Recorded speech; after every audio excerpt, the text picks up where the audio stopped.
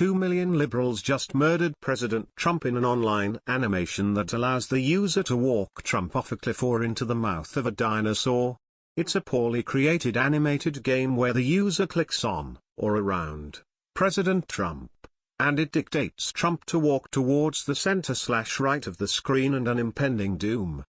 Such demise is met by Trump walking off a cliff, into lava, or into the carnivorous mouth of a dinosaur not approved by Peter. The animation is worse than South Park and not at all humorous. South Park has hilariously bad animation, but it's accompanied by brilliant comedy writing.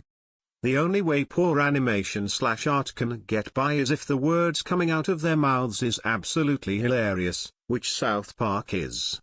This lackey animation looks like a fifth-year gender studies boy switched over to computer classes and this is his first assignment. Not only can the left not meme, but they can't even make a funny game. The left can literally do nothing right. By right, I mean correct. So far 2 million liberals, and myself, and pushed the poorly animated Trump off a cliff or watched the president be eaten by a poorly designed dinosaur. It is like the leftists literally have no skills with computers and no sense of humor. If this lame game was funny, then I would admit to it. But, alas, it's not. In the wake of Donald Trump's election, liberals have revealed their violent side more commonly and brazenly than ever before, with new examples cropping up every week.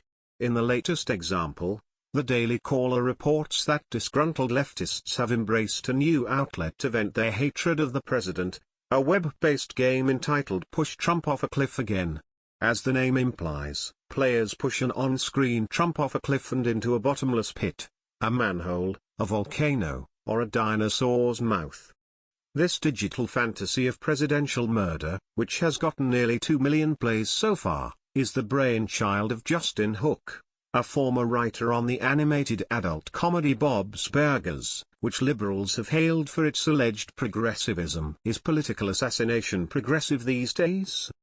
Apparently so.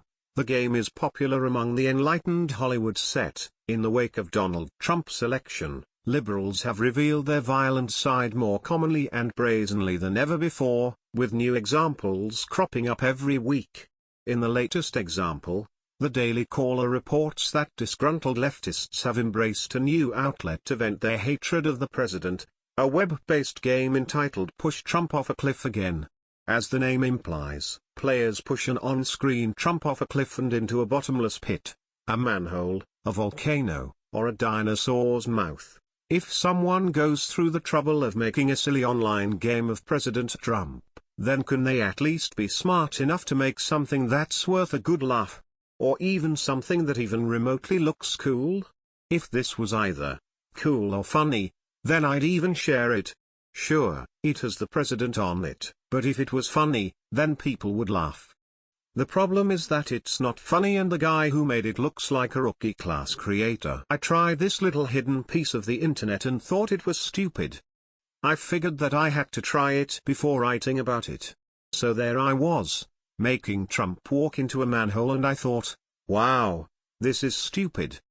Could we get something that's actually entertaining? Rosie O'Donnell tweeted this lousy attempt at a funny game and the results are hilarious. Typical responses range from clueless moonbats supporting Rosie to more logical people claiming the post is typically stupid or lame. I suppose we should be glad that Push Trump Off a Cliff Again is not Push Rosie Off a Cliff Again. If that were the case, then we might actually feel her hit the ground in real life.